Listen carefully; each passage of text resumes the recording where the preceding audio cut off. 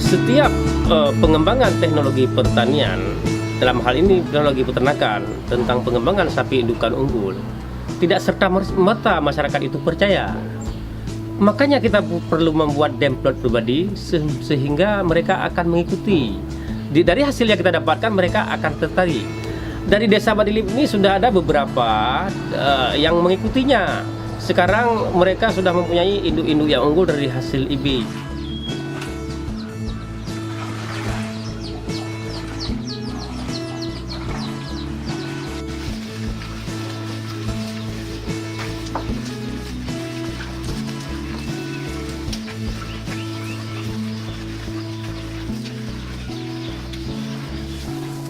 Mulai dari tahun 6 tahun yang lalu, yang pertama saya ada 1 ekor.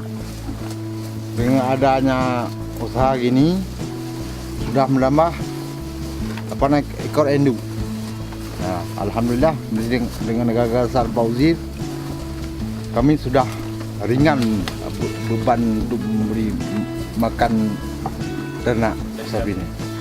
Nah, pertama dari jerami kita campur dengan ada hal-hal yang lain. Apakah kita akui atau enggak itu sudah ada buktinya. Nah, setiap tahun kita jual 3 ekor sapi. Ini milik Bapak semua, Pak? Ya,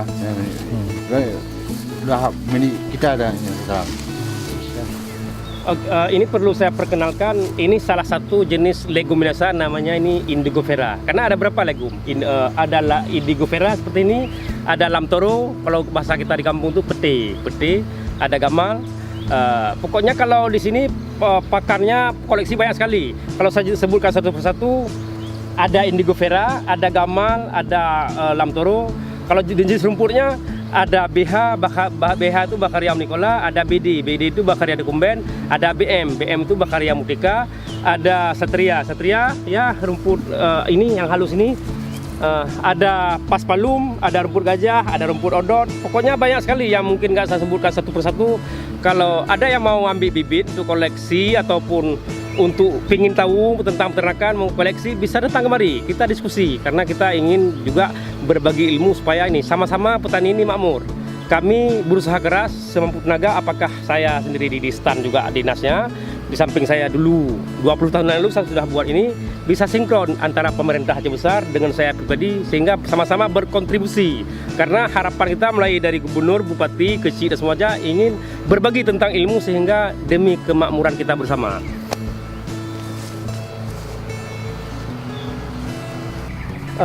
Baik, saya ingin memberi contoh. Ini salah satu pohon Indigofera yang kita panen setiap hari. 1 ekor sapi, untuk menghidupkan 1 ekor sapi membutuhkan, ini bicara tidak ada rumput, jerami 4 kilo, Indigofera ini 3 kilo, cukup untuk menghidupkan sapi. Jadi cara potongnya ya,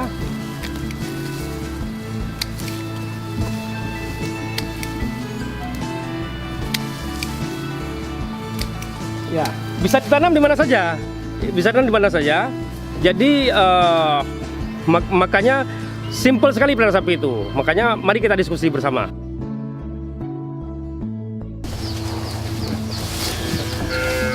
Ya, ini kita potong, kita kasihkan untuk ternak. Jerami itu sebagaimana kita tahu membutuhkan untuk sehari 1 ekor ternak itu cuma 4 kilo.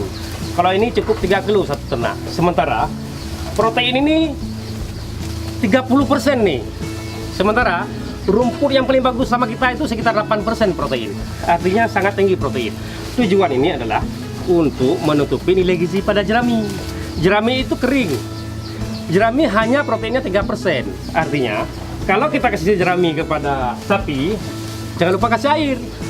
Karena kalau nggak kita kasih air, karena itu bahan kering, maka menyulitkan bagi ternak. Ya, mungkin itu yang perlu kami sampaikan dulu.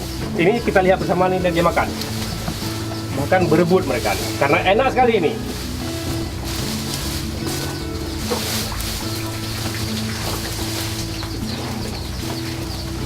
pertama don berhalmo tabo. Jadi kuing gatibu dah gara-gara aku tu pergi mah jempung beri jempung ji kita mah lemu tempat tu berlapang bo.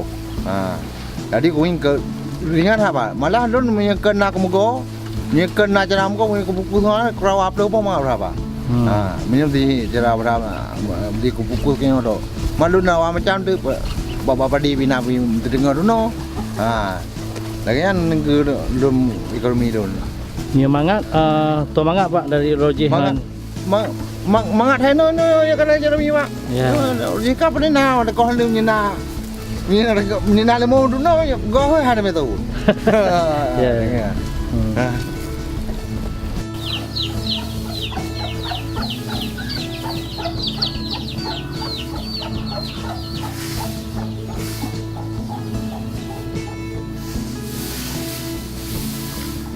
Oke, ini merupakan gudang pakan ternak, jerami, dan ada konsentrat.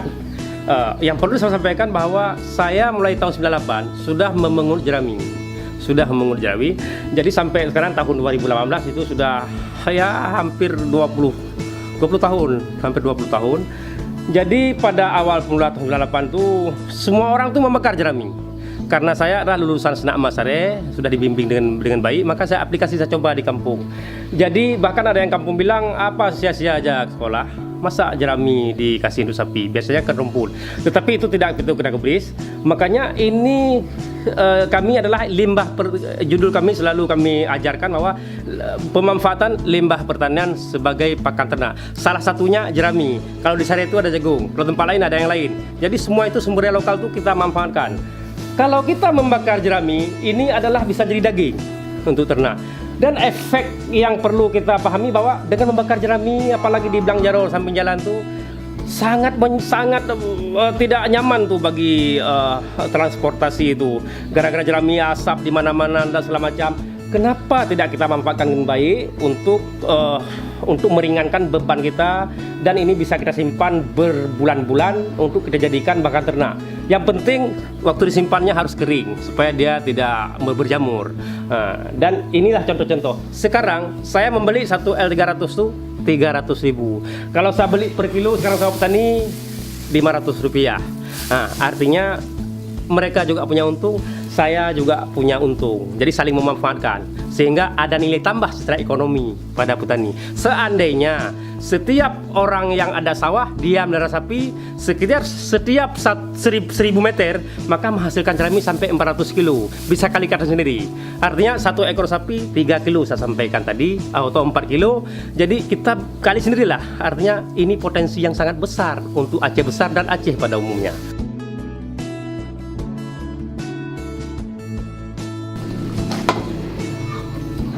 Ini perlu saya berinformasikan bahwa di kelompok ini ada 6 orang inseminator yang siap membantu Anda dalam hal IB. Apa itu IB? Inseminasi buatan. Jadi untuk melahirkan induk-induk unggul, bibit-bibit unggul, pedet-pedet unggul untuk meningkatkan pendapatan petani-petani, kita juga melayani di kelompok ini inseminasi buatan dari 5 sampai 7 orang inseminator di sini siap melayani kapan saja dipanggil. Jadi ini contohnya bibit ya. Inilah yang akan kita IB kepada ternak ya. Ini kan berasap ini. Makanya dalam ini harus kita tutup selalu. Ya. Dan siapa yang mau boleh komunikasi dengan kami.